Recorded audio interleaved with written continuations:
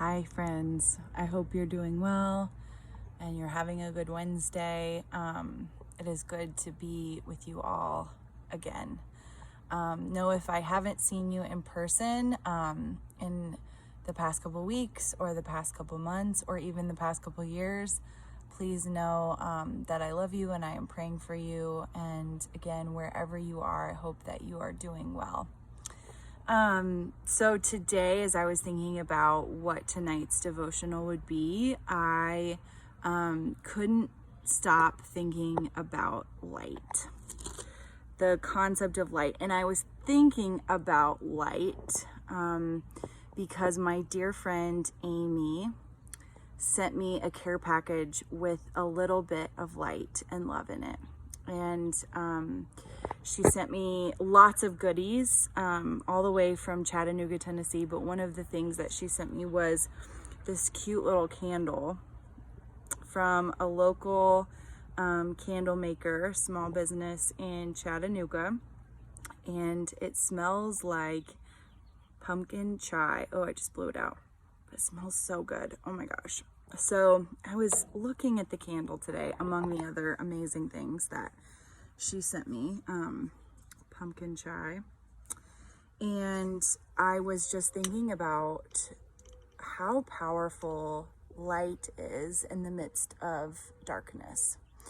Several years ago, I went with some of my students in youth ministry to the caverns in the area of like Colorado Springs, kind of southern Colorado area.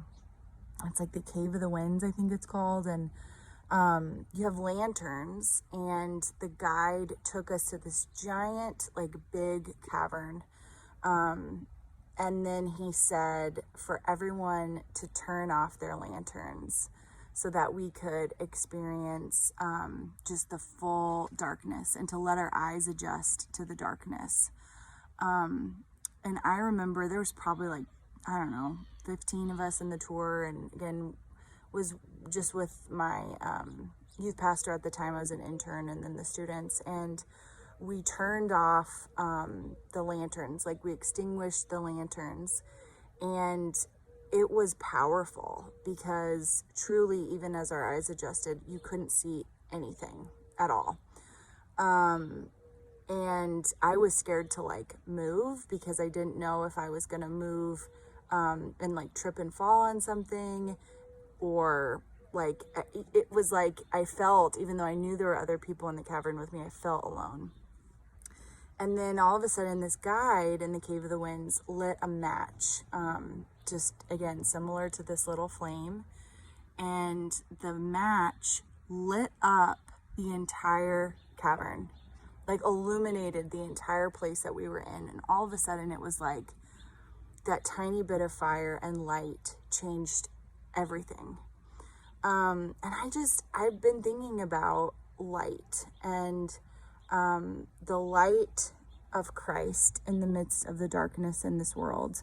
Did you know, fun fact, that the Gospel of John uses Christ as, the Gospel of John uses light, the imagery of light for Christ, 8 different times.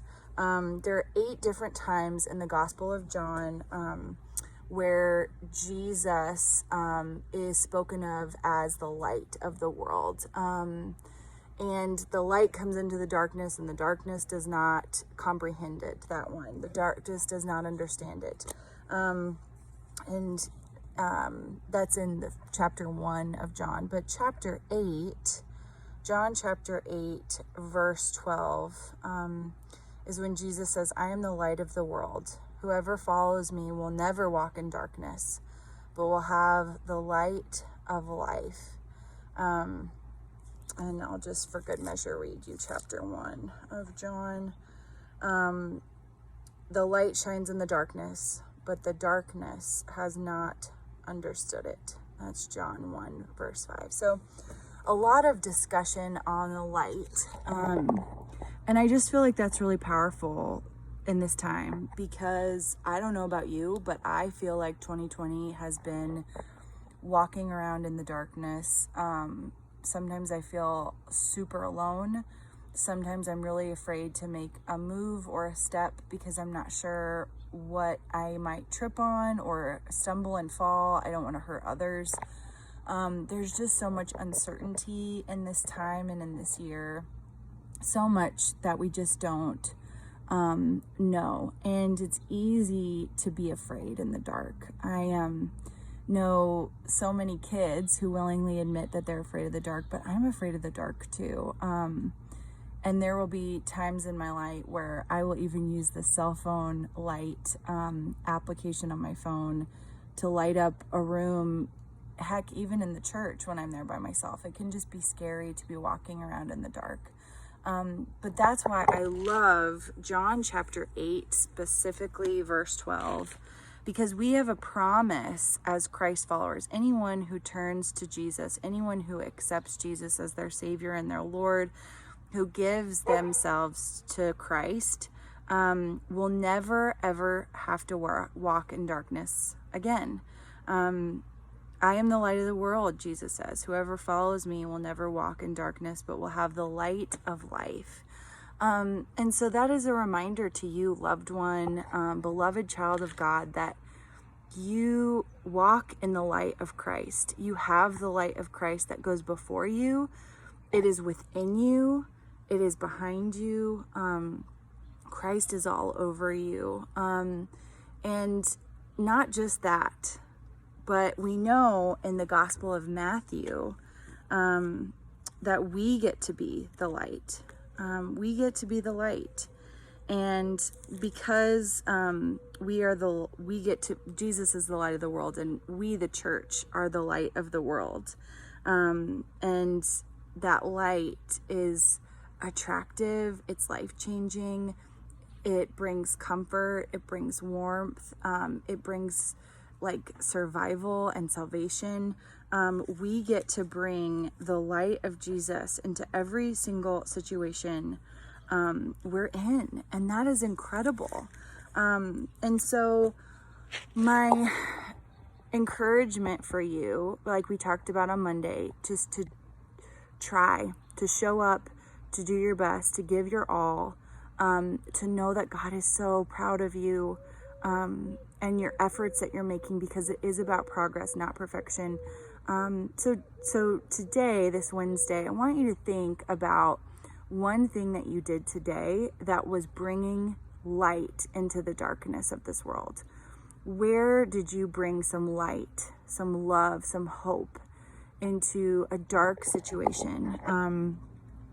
And it can be small things that make such a big difference that we just don't even know.